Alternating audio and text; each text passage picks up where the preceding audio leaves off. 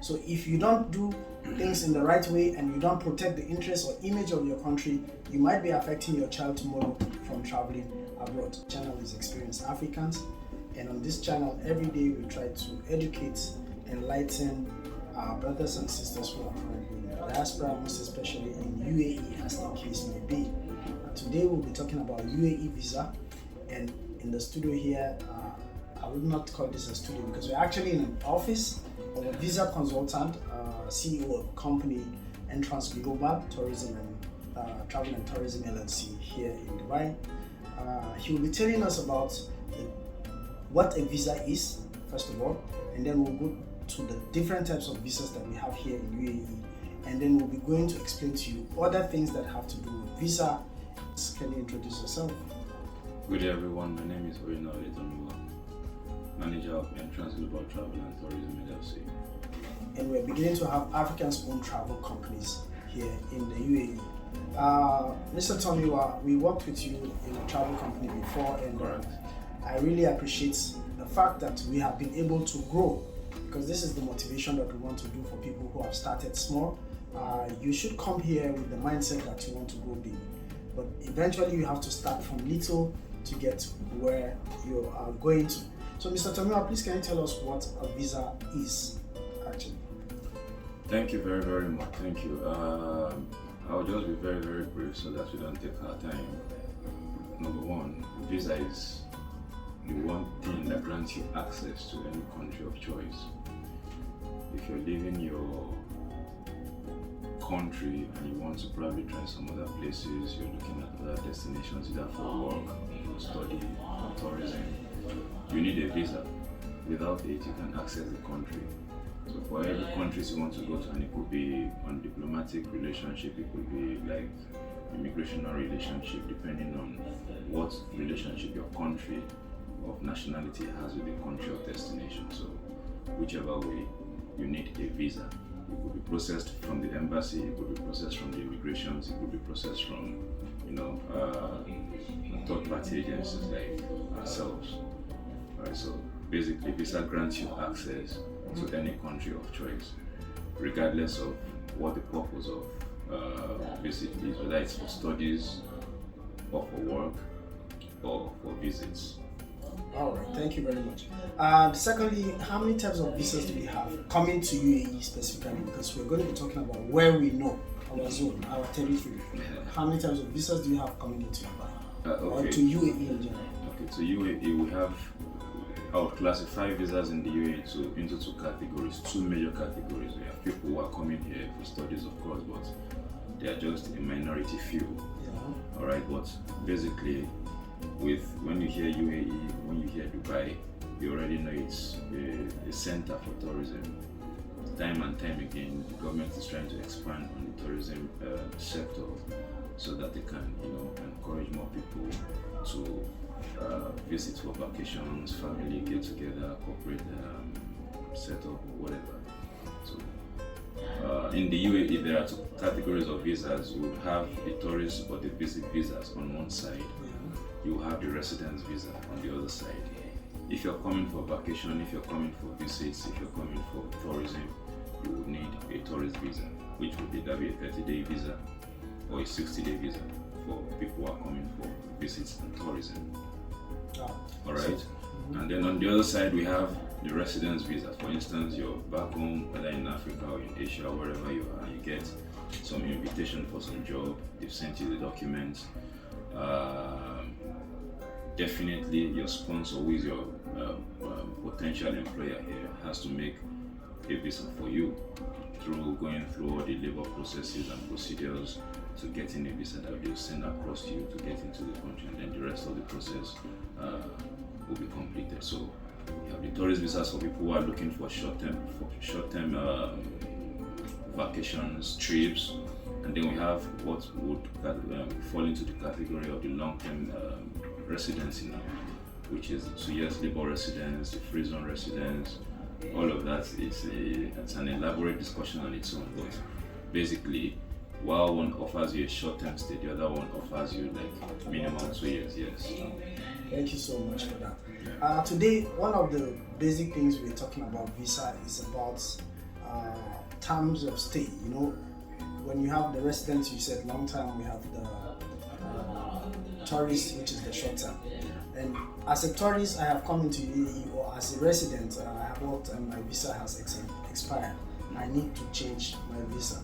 A lot of people who are here don't even know what a visa change is. Can you tell us what is visa change and how many types of visa change we have? Okay, basically that's ignorance actually comes from inadequate information. Why did I say that?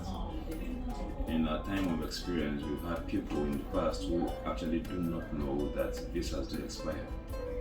As funny as it would be, that is the reality.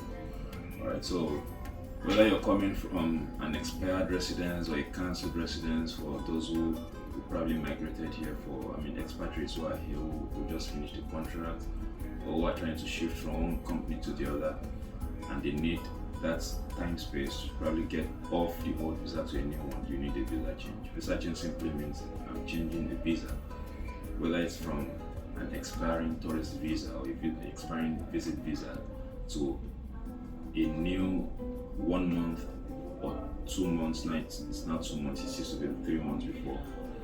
To a new 1 month or 2 months visa.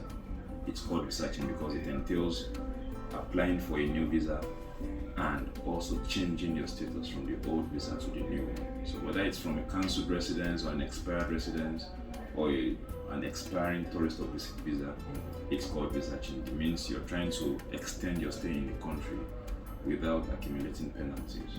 Okay, so we, prior to COVID, we had the A to A, B to B, and also inside country visa change.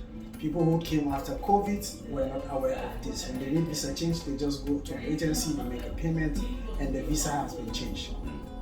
Now UAE has gone back to the old system, and it's strange to a lot of people. So I would like you to explain to me what A to A is and what B to B is and what inside country visa change is, so that they can also get to understand. Okay, the inside country visa change was introduced because in those times, in the midst of the pandemic, a lot of boundaries, a lot of countries shut down their boundaries. They didn't allow people to travel within and without. So countries had to renew within the country for people whose visas were expiring. Some countries even gave waivers, just to make sure that people are not penalized because they couldn't exit the country in that time. And after the pandemic, they kept that system working. So 1 day, 2 days, 3 days to the expiry of your current visa, you can actually go to the government or to an agency and apply for a new one, and it gets done within 24, 48 hours. But it's not clear why the government has reverted to what it used to be before the pandemic now, but of course it must probably be for some technical reasons, or they are probably trying to not encourage people staying in the country beyond their time frame. Alright, so that brings us to the topic, to the whole discussion around B2B and A to A. B2B simply means border to border. Border to border simply means going from here to Oman. Oman would count now as the only border to border visa change you can do, because that's the closest country or boundary to the UAE that is accessible by road. So we have the border to border visa change, where you book a bus ticket that takes you to Oman, and then you get an Oman visa, because without the visa, without the Oman visa, you can't get into the country if you're not a resident of the UAE. So you get the border to border visa change, and then you get the bus ticket. As soon as you exit the country, we apply for a new visa for you. Once the visa has been approved, we send it to you, and then you come back in with it. So that's basically border to border. And then airport to airport visa change. This, in the same perspective, the only difference is you have to go by flight. You exit the country and then you come back in afterwards. So that is nice. Thank you so much. So thank you so much for that explanation. At least those of you who are watching and don't know what visa change inside or outside country or even airport to airport is, you have got it firsthand from somebody who is professionally into doing it, And if you are having issues and you want to do your visa change, you can check out Entrance Global. I'll put the address in the description. You can check it out, and you can also visit the office so you can make your visa change here without any issues. A lot of people say visa change, what for? Anytime I want to go home, I'll wait for Amnesty. What is this Amnesty that they talk about? Amnesty is the government reviewing over a period of time and granting people the freedom to leave the country, basically without option of paying fines. With the option of paying fines, more or less like they are forgiving you for all the penalties you have accumulated over time, and they are asking you to exit so that you can come back in without being banned or your visas getting rejected as a result. So, but this does not really have a time frame. It's not really clear what the time interval is, but from the past, we know it's about 5 years from 5 years interval from the last one.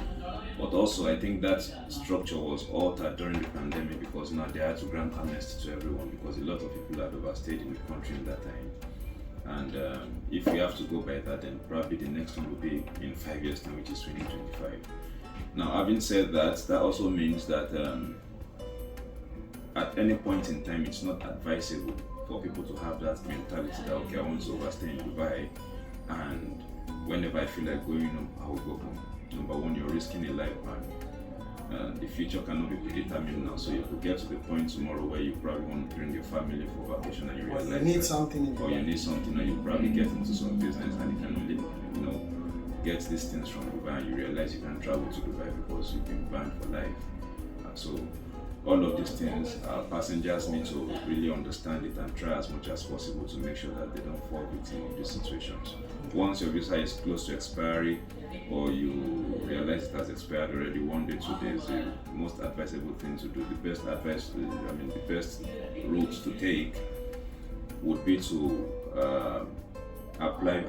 get yourself a one-way ticket to your country so that next time Dubai can welcome you, UAE can welcome you again. Our office does this. Do you help out people to get this out pass or this amnesty? Do you sometimes help to get all of this? Amnesty, it's not like you can apply for it. It's announced by the government, yes. And once it's announced, they give a time frame. Say, okay, from the 15th of January to the 15th of July or the 15th of June. Most of the time, it's always a 3-month program or a 6-month program to allow people to go out of the country without being arrested or being detained. Alright, but going back to outpass, yes, outpass is that you can always apply for outpass. Depends on the Emirates where the expired visa is from. Depends on the situation of the person if he's been absconded, because there is a way you would accumulate fines and then you get into absconding. Alright, so it depends. They have different scenarios, but of course, yes, it's possible to get an outpass. You can assist. Yes, of course. All right, thank you very, very You're much. most welcome. Yeah. So, advice to Africans in general who are currently in UAE, who are immigrant workers like me and you, and they have come. What would be your words to these people? As simple as possible, my advice would be: let's not bring excesses into a country that's giving us a platform to be who we want to be, or at least use the country as a springboard to better things. Alright? If there is any situation that we are facing right now, Africa in general, it's with visa suspension, blacklisting of some countries from getting visas, visa change of residence. And over time, by history, the government has realized that there is a peculiarity with Africans to, delve into any of these social vices which has brought us here. So my advice would be to find Dubai as a commercial place where you can succeed. You're into business, you're an employer, you're an employee, you're visiting, you're buying and selling, whatever. Just do what you have to do, go back so that you don't give a wrong image of the country you're representing, and also you benefit from the resources that the government gives you access to.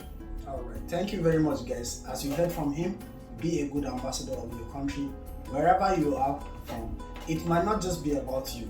Today it's you, tomorrow it's your children. So if you don't do things in the right way and you don't protect the interest or image of your country, you might be affecting your child tomorrow from traveling abroad. If you enjoyed this episode, please make sure you subscribe, because we'll be having more topics related to visa and other issues. And if you have any questions that you want to direct to him, please, I'll leave his email and his office number, and you can contact him for more information. Please subscribe to the channel if you enjoyed the video. Until I see you on the next video, which will be talking about the impact of visa restrictions on Africans. Goodbye.